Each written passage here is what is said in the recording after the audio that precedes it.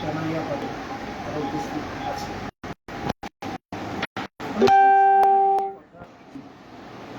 প্রথমত আপনারা প্রত্যেকে যে এই মুহূর্তে সারা রাজ্যের বলুন শিলিগুড়ি শহরও কোভিড পরিস্থিতি তাকে মোকাবিলা করবার জন্য প্রত্যেকে তাদের মতো চেষ্টা করছেন। আমাদের শিলিগুড়ি শহরের দায়িত্বে এই মুহূর্তে প্রশাসক মণ্ডলী আছে। আমি প্রশাসক মণ্ডলী গঠন হওয়ার সাথে সাথে কয়েকটি বক্তব্য আমরা রেখেছিলাম, আমি পুনরাবৃত্তি করতে চাইছি। কিন্তু সেই দিনে আমি ভেবে নিয়েছিলাম যে নির্বাচনে পরাজিত হলেও সরকার মনোনীত হয়ে প্রশাসক মণ্ডলীর দায়িত্বে যে চারজন এসছেন বা চেয়ারম্যান হিসেবে যিনি মনোনীত হয়েছেন, এই শহরের তিনি দীর্ঘদিনের রাজনৈতিক নেতৃত্ব, 10 বছরেরও বেশি সময় তিনি মন্ত্রিত্ব করেছেন। আমি ভেবেছিলাম যে তিনি দায়িত্বে আসবার পরেই খবরের কাগজের বিবৃতিতেও আমি দেখেছিলাম যে সবাইকে নিয়ে চলবার চেষ্টা করবেন, প্রত্যেককে তিনি গুরুত্ব দিয়ে শহরকে রক্ষা করবার ক্ষেত্রে তিনি একটি অগ্রণী ভূমিকা পালন করবেন এবং এই ক্ষেত্রে তিনি রাজনীতি পরিহার করবেন। কিন্তু দুর্ভাগ্য এটাই যে ব্যক্তিগতভাবে গৌতম দা না হলেও প্রশাসক মণ্ডলীর চেয়ারম্যান গৌতম দেবের পক্ষে তৃণমূল কংগ্রেসের যে নিজস্ব রাজনীতি, পরাজিতদের হাত ধরেও শহরের ক্ষমতাকে দখল রাখবা, সেই প্রথা তারা জারি রেখেছেন। এবং সেই প্রথার আরেকটি অংশ হচ্ছে যে বিরোধী জয়ী প্রতিনিধিদের, সে বিধায়ক হোক, সে কাউন্সিলর হোক, সে সাংসদ হোক, সে গ্রাম পঞ্চায়েতের সদস্য হোক, জনপ্রতিনিধি যদি বিরোধী হয় তার ছায়া এই গণতন্ত্রে, তাদের যে নিজস্ব কালীঘাটের সংবিধান আছে সেখানে লেখা আছে তাদের ছায়া মারানো যাবে। ফলে স্বাভাবিকভাবেই আমাদেরকে আগামী দিনেও যে ডাকা হবে না তার প্রমাণ গত কয়েকদিনে আমরা পেয়েছি। তবুও আমি ধন্যবাদ জানাবো এই কারণে যে মাঝখানে আমরা দেখেছিলাম যে প্রশাসক মণ্ডলী গঠন হওয়ার পরে ধারাবাহিক বিবৃতি দিয়ে যাওয়া হয়েছে। 10 বছর যে সরকার ক্ষমতায় থাকতে যে শহরের জন্য কিছু করেননি, সেই শহরের কাজ 3 মাসের মধ্যে করবেন বলে বেশ কিছু বিবৃতি দিয়েছিলেন, কিন্তু সেগুলো ছিল পৌর কর্পোরেশনের দপ্তরে বসে বা ঠান্ডা ঘরে বসে। পরবর্তীকালে আমরা দেখেছি যে আমাদের এই শহর, তার স্বাস্থ্য পরিকাঠামো এবং সর্বোপরি নর্থ বেঙ্গল মেডিকেল কলেজ, সেই কলেজের উপরে আশপাশের জেলা সবটার চাপ থাকার কারণে এই মুহূর্তে কোভিড মোকাবিলা করতে গিয়ে প্রশাসন, জেলা স্বাস্থ্য প্রশাসন, কর্পোরেশন বা অন্যান্য যারা রয়েছেন স্টেক হোল্ডার, প্রত্যেককে বিভিন্ন সমস্যার সম্মুখীন হতে হচ্ছে। ধারাবাহিকভাবে খবরের কাগজে বেরোলেও আমি দেখিনি যে প্রশাসক মণ্ডলীর চেয়ারম্যান সহ অন্যান্য সদস্যরা বা বিগত দিনের অভিজ্ঞতায় কোভিড টাস্ক ফোর্স ইত্যাদি গঠন করে যে কাজ করা, সেটা শুরু হচ্ছিল। মাত্র তিনজন আমরা পথের ধারে কাগজ আর ছানা পেতে বসেছিলাম মানুষের কথা বলতে। যে অমানবিকতা আমাদের শহরের স্বাস্থ্য পরিকাঠামোর মাঝখানে দাঁড়িয়ে একাংশের স্বাস্থ্য পরিকাঠামোর সঙ্গে যুক্ত সরকারি বা বেসরকারি অংশের মানুষের জন্য আমাদের জেলার মানুষকে ভুগতে হচ্ছে, সেই অমানবিকতার কথা বলতে গিয়ে আমরা যখন রাস্তায় ধর্ণা দিলাম বা বসলাম জাস্ট সরকারের দৃষ্টি আকর্ষণ করতে, আমি জানি আমাদেরকে কোনো অবস্থায় এনারা ডাকবেন না। এতে আমার মনে কোনো দুঃখ বা ক্ষোভ নেই, কিন্তু আমি তো নির্বাচিত বিধায়ক, আমাদের দায় আছে আমার শহরের মানুষের পাশে থাকার, আমার জেলার মানুষের পাশে থাকার, তাই বসেছি। আমাদেরকে জানি না কোন অনুমতি বলে আমাদেরকে সেদিন গ্রেপ্তার করা হয়েছিল, আমরা আইনি প্রক্রিয়ার পথে যাচ্ছি এই বিষয়ে, কিন্তু আমি স্মরণ করিয়ে দিতেছি যে ঠিক তারপরের দিন, তার আগের দিন বলা হলো shameless people. The term is coined as shameless people as because we raised the voice for the people. মানুষের কথা বলতে গিয়ে আমাদেরকে বলা হলো shameless people। আর তারপরের দিন আমরা দেখলাম টিভির পর্দায় স্বাধীনতা সংগ্রামের জন্য কেউ তাদেরকে জেলে বা ধরে নিয়ে যায়নি বা আটক করতে যায়নি।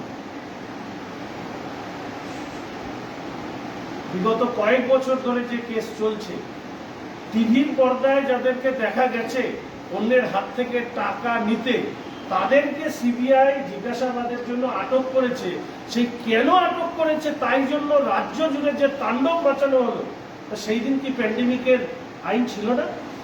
সেদিন কি ছিল? 3 জন যারা ফিজিক্যাল ডিস্টেন্স মেনটেন করে রাস্তায় শুধু বসেছিল তাদেরকে গ্রেফতার করা হলো, আর পরের দিন তাণ্ডব যারা করলো তাদের একজনকেও গ্রেফতার করা হলো।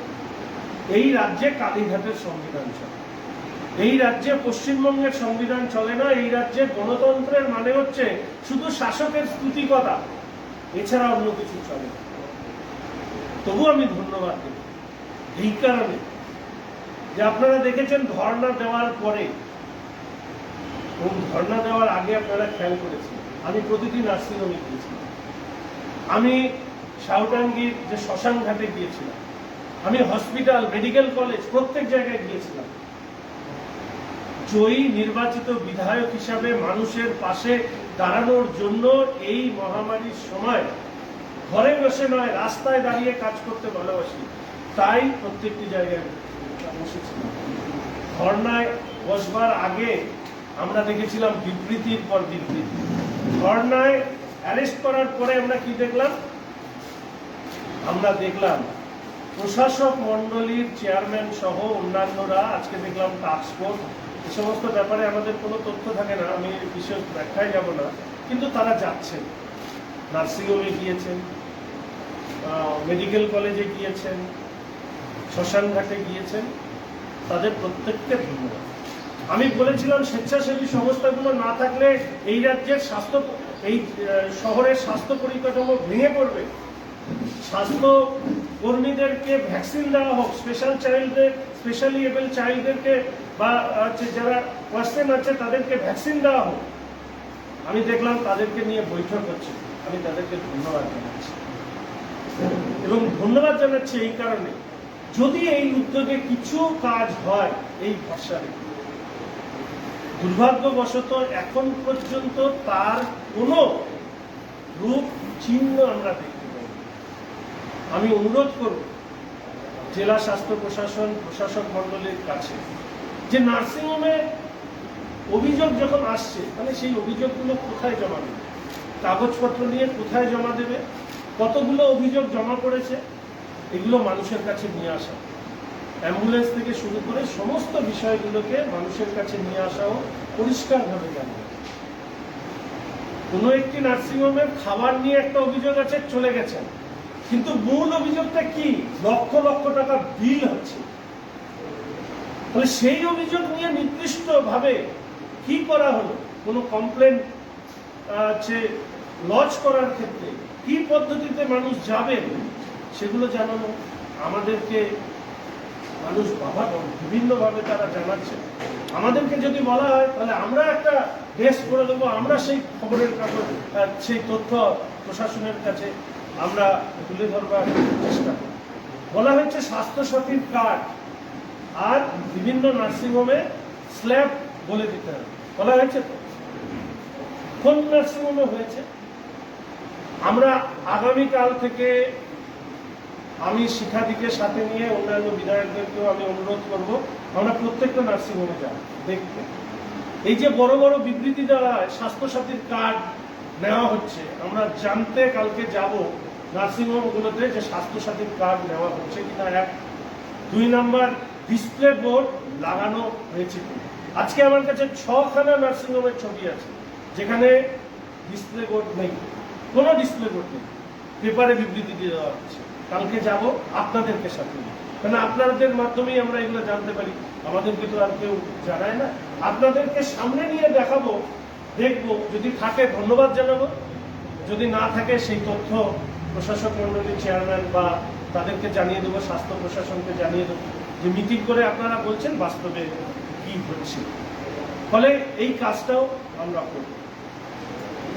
এর পাশাপাশি আমি জানি না যে আমাদের এই কথাগুলো প্রশাসক মন্ডলীর বা জেলা স্বাস্থ্য দপ্তর তারা কতখানি বিচার করবেন। তবে বিগত দিনে আমরা যখন কোভিড টাস্ক ফোর্স তৈরি করা হয়েছিল ওই জেলার অভ্যন্তরে, বিশেষ করে জেলার প্রশাসনিক কর্তাদের উদ্যোগে এবং তৎকালীন যারা ছিলেন তাদের সহযোগিতায় আমরা সবাই মিলে কিন্তু মোকাবিলা করতে পেরেছিলাম। কিন্তু তখনও একটা জিনিস আমি লক্ষ্য করতাম, হয়তো সেই সময় ব্যাপারটা আমার দৃষ্টিগোচর হয়নি, সেই সময় আমাদের কোভিড টাস্ক ফোর্সে আমাদের সাংসদ রাজু বিশ মহাশয়কে ডাকা হতো। আর যেহেতু এখন আমি ভারতীয় জনতা পার্টির বিধায়ক হয়ে গেছি, তাই রাজু বিশকেও যেরকম ডাকা হয় না, আর এই জেলায় সবই হচ্ছে ভারতীয় জনতা পার্টির বিধায়ক, সবাইকে বাদ দিয়ে যিনি পরাজিত হয়েছেন তাকে মাথায় রেখে তার কথাতে প্রতি মুহূর্ত জেলা শাসক এবং পুলিশ কমিশনার সাহেব তারা হচ্ছে মিটিং করছেন। আর যারা নির্বাচিত বিধায়ক তাদের সাথে কোনো যোগাযোগ নেই, মানুষের রায় যারা নির্বাচিত বিধায়ক। ফলে আমি জানি না তারা কতখানি এই বিষয় নিয়ে চর্চা করবেন, কিন্তু আমি বলে যাব এবং অনুরোধ করে যাব, কোনো অভিযোগ নয়, অনুরোধ করে যাব, কারণ সবশেষে মানুষের কাছে কিন্তু সবাইকে গিয়ে দাঁড়াতে হবে। আমি মেডিকেল কলেজ গিয়েছিলাম, আমি বলেছি, আজকে এখানে আমি সাংবাদিক বন্ধুদেরকে আমি একটি ভিডিও দেখাচ্ছিলাম, কিন্তু আপনাদেরকে দিইনি এবং ভিডিওটা আমি বলেছি আপনারা রেকর্ড করবেন না। আমি জেলা শাসক এবং সিএমও সাহেবকে পাঠাবো, নর্থ বেঙ্গল মেডিকেল কলেজের প্রিন্সিপাল সাহেবকেও আমি পাঠাবো। কত ধরনের নোংরা হতে পারে সেইটা মেডিকেল কলেজের কোভিড ওয়ার্ডের ভেতরটা না গেলে কেউ বুঝতে পারবে না। আমার আপনার বাড়ির লোকরাই কিন্তু ওখানে গিয়ে থাকছে। ফলে স্বাভাবিকভাবে এইরকম একটা দূষিত পরিস্থিতিতে বা পরিবেশে মানুষ থাকলে কি ধরনের যন্ত্রণার মধ্যে থাকতে হয় সরকারি ব্যবস্থা, সেইটা আমি তুলে ধরবো। আমি যখন কথা বললাম, বললো লোকের সমস্যা আছে। আমি স্বাস্থ্য প্রশাসন এবং প্রশাসক মন্ডলীর চেয়ারম্যান মাননীয় গৌতম দেব মহাশয়ের কাছে আমি অনুরোধ করব, যদি সম্ভব হয়, গত বছর আমরা কি করেছিলাম, যারা কোভিড থেকে সেরে উঠেছে, কোভিড ওয়ারিয়ার ক্লাব নাম করে তাদেরকে দিয়ে আমরা বিভিন্ন ধরনের কাজ করা, কুকিং থেকে শুরু করে নানা ধরনের, তার মধ্যে সাফাই কর্মীরাও থাকতেন। ফলে এদেরকে এনগেজ করা, পরিষ্কার পরিচ্ছন্নতা থেকে বিভিন্ন ক্ষেত্রে যারা কোভিড থেকে সেরে উঠেছে, ডাক্তাররা যাদেরকে মনে করেন যে একটা স্প্যান অবধি তারা তাদের শরীরে অ্যান্টিবডি থাকার কারণে তারা সুরক্ষিত থাকবে, এদেরকে ব্যবহার করা হয় কোভিড ম্যানেজমেন্ট করবার জন্য। যদি এটা করা হয় তাহলে নিশ্চিতভাবে আমরা তার সুফল পাব। কতখানি অসহায় অবস্থায় আমাদের দার্জিলিং জেলার মানুষ আছেন, আপনাদেরকে শুধু একটা তথ্য দিই। এই মুহূর্তে আমাদের দার্জিলিং জেলায় ইন অ্যান্ড অ্যারাউন্ড হচ্ছে 5,000-এরও বেশি অ্যাক্টিভ কোভিড পেশেন্ট আছে। অন্য জেলার কি অবস্থা? আলিপুরদুয়ারে 871, কুচবিহারে 1,720 জন, কালিম্পংয়ে 475 জন, জলপাইগুড়িতে 2,755 জন। তার মধ্যে জলপাইগুড়ি জেলার একটা অংশ মাথায় রাখতে হবে, ডাবগ্রামের আমাদের এসএমসি 14টি ওয়ার্ডের মধ্যে পড়ে। ফলে এই সংখ্যাটা আরো কম, কেননা এর একটা বড় সংখ্যা আমাদের দার্জিলিং জেলার শিলিগুড়ি মিউনিসিপ্যাল কর্পোরেশনের সঙ্গে যুক্ত। উত্তর দিনাজপুরে 1,810 জন, দক্ষিণ দিনাজপুরে 1,128 জন, মালদায় 1,977 জন। উত্তরবঙ্গের সব থেকে বেশি কোভিড আক্রান্তের সংখ্যা হচ্ছে দার্জিলিং, সমতল এবং পার্বত্য। আজকে আমাদের জেলা কতজন প্রত্যেকদিন টেস্ট করা হচ্ছে? আমি আজকে কোভিড বুলেটিনে খুঁজতে গিয়ে দেখলাম, পেলাম না, যোগাযোগ করলে হয়তো পাওয়া যাবে। সারা রাজ্যে 70,000-এর কাছাকাছি টেস্ট হচ্ছে। লেসার টেস্ট হচ্ছে বলে এই সংখ্যাটা আমাদের কাছে 600 জেলায় এবং 300, 350, 400 হচ্ছে আমাদের শিলিগুড়ি মিউনিসিপ্যাল কর্পোরেশনে ঘোরাফেরা করছে। কিন্তু এই টেস্ট যদি বাড়ে, এই সংখ্যা কিন্তু আরো বেড়ে যাবে। আজকে এরকম অনেক মানুষ আছেন যারা টেস্ট করেননি বলে জানতে পারছেন না তারা কোভিড আক্রান্ত। তাদের দ্বারা কোভিড শুধু এই মুহূর্তে লকডাউন আছে, বাইরে থেকে বেরোচ্ছে না, কিন্তু তাদের দ্বারা তার পরিবারের সদস্যরা আক্রান্ত হয়ে যাচ্ছে। কোথায় টেস্ট করবেন মানুষ বুঝে উঠতে পারছেন না। তাহলে কি টেস্টের কিটসও কি আমাদের কাছে নেই? মানুষের কাছে এই কথাগুলো নিয়ে আসা দরকার। যদি না নিয়ে আসা হয় তাহলে পরিস্থিতি আরো খারাপ হবে এবং সংক্রমণ আরো বাড়বে। আমি এর আগে বলেছিলাম, আমি এর আগে যখন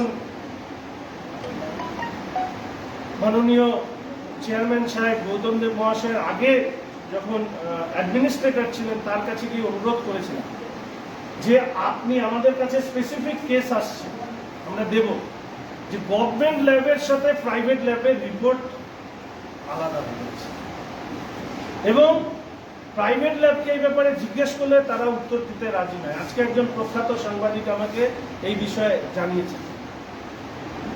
আমরা এর আগে একটা ক্রস চেক করাতাম যে একটা নির্দিষ্ট মাত্রার স্যাম্পেল যেটা প্রাইভেট ল্যাবে টেস্ট হচ্ছে সেটাকে তুলে নিয়েছে, আবার গভর্নমেন্ট ল্যাবে সেটাকে চেক করে দুটো স্যাম্পেলকে আমরা ম্যাচ করাতাম।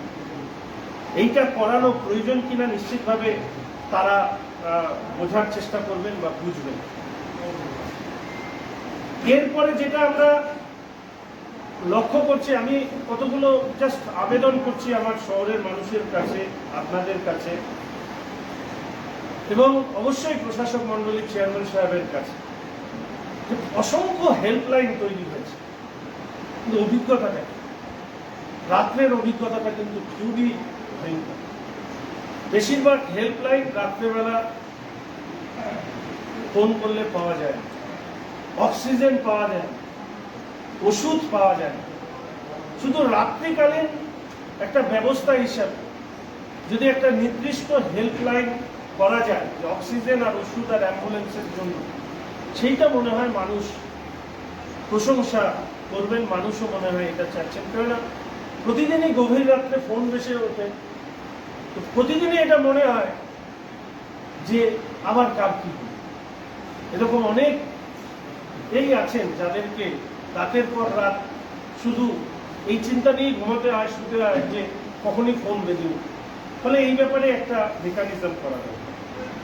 কর্পোরেশনের হেল্পলাইন আছে, যারা কাজ করছেন তাদেরকে ধন্যবাদ, কিন্তু প্রায় 4 গুণ যেখানে সংক্রমণের সংখ্যা একজন করে, ধরুন অ্যাম্বুলেন্স হোক, ডেড বডি ক্যারিং ভ্যান হোক, তার জন্য যদি একজনকে অ্যাসাইন করা হয়, টেলি কাউন্সিলিং এর জন্য একজনকে অ্যাসাইন করা হয়, তার পক্ষে এতজন মানুষ, কেননা অ্যাক্টিভ রোগীর সংখ্যা 5,000-এর বেশি, নানা ধরনের প্রশ্ন ইত্যাদি থাকে স্যানিটাইজেশনে, দেখা যাচ্ছে যে তার পক্ষে এত কল অ্যাটেন্ড করা সম্ভব হচ্ছে না। ফলে নাম্বার অফ পার্সন যারা বিশেষ করে সরকারি স্তরে ফোন অ্যাটেন্ড করবে তাদের সংখ্যাটা বাড়ানো দরকার। বিশেষ করে হেলথ ডিপার্টমেন্ট এই মুহূর্তে ভয়ঙ্কর কাজের চাপে থাকে। আমরা যেহেতু আমি এই ডিপার্টমেন্টে কাজ করেছি, আমি জানি হেলথে আরো বেশি সংখ্যক লোক যাতে এই ক্ষেত্রে দেওয়া হয় সেই ব্যাপারে নির্দিষ্টভাবে চেষ্টা করা। বিভিন্ন স্বেচ্ছাসেবী সংস্থা থেকে আরেকটা অনুরোধ করা হয়েছে, আমি আপনাদের সামনে সেই অনুরোধ করছি। শিলিগুড়ির মানুষের কাছে অনেকে অক্সিজেন সিলিন্ডার নিয়ে যাচ্ছে, হয়তো কাজ শেষ হওয়ার পরে সেটা একটু বিলম্ব হচ্ছে ফেরত দেওয়ার ক্ষেত্রে, আর এই বিলম্বের কারণে আরেকজন মানুষ কিন্তু সে অক্সিজেন পাওয়ার ক্ষেত্রে তার দেরি হয়ে যাচ্ছে। সবাই এটা বলেন, সবার হয়ে আমি অনুরোধ করছি, দ্রুততার সঙ্গে যেখান থেকে যে অক্সিজেন সিলিন্ডারগুলো নেওয়া হচ্ছে সেটা ফেরত দেওয়া হবে। একটি বিষয় কানে এসছে যে ambulance, dead body carrying van এগুলো রাখার ক্ষেত্রে সমস্যা হচ্ছে। এই ব্যাপারে আমি আশা রাখি প্রশাসনকে এই ব্যাপারে নিশ্চিতভাবে তারা উদ্যোগী হবেন, কারণ ambulance, dead body carrying van এগুলো নির্দিষ্ট জায়গায় রাখতে না দিলে নিজের বাড়ির লোকের অসুবিধা হলে আপনি অ্যাম্বুলেন্স পাবেন। ফলে এই ক্ষেত্রেও আমরা আশা রাখছি যে প্রত্যেকটি মানুষ সংবেদনশীল হবে, এবং এই সংবেদনশীল হওয়ার মধ্যে দিয়ে আবার বলছি যে নির্বাচিত হওয়ার পর যদিও আমরা ভেবেছিলাম যে সবাই মিলে কাজ করে আমরা চেষ্টা করব, ব্যক্তিগত স্তরে এটা আশা করেছিলাম যে একজন বর্ষীয়ান রাজনীতিবিদ তিনি যখন প্রশাসক মণ্ডলীর চেয়ারম্যান হয়ে এসছেন সবাইকে নিয়ে কাজ করবেন। ঠিকই তার রাজনৈতিক বাধ্যবাধকতার কারণে আমরা যারা নির্বাচিত হয়েছি তাদেরকে বাদ দিয়ে তিনি হয়তো কাজ করছেন, কিন্তু এটা আমরা বারবার করে বলেছি যে সর্বত ধরনের সহযোগিতা আমরা করবার জন্য প্রস্তুত আছি। কোভিড থেকে শহরকে রক্ষা করতে আমি বলবো যে স্বাস্থ্য নিয়ে রাজনীতি নয়, স্বাস্থ্যকে শহরে মানুষের স্বাস্থ্য রক্ষা করায় এখন সমস্ত দলের প্রধান কর্তব্য হয়ে দাঁড়ায়। ভারতীয় জনতা পার্টি সেই কাজে সব থেকে সামনে দাঁড়িয়ে সহযোগিতা।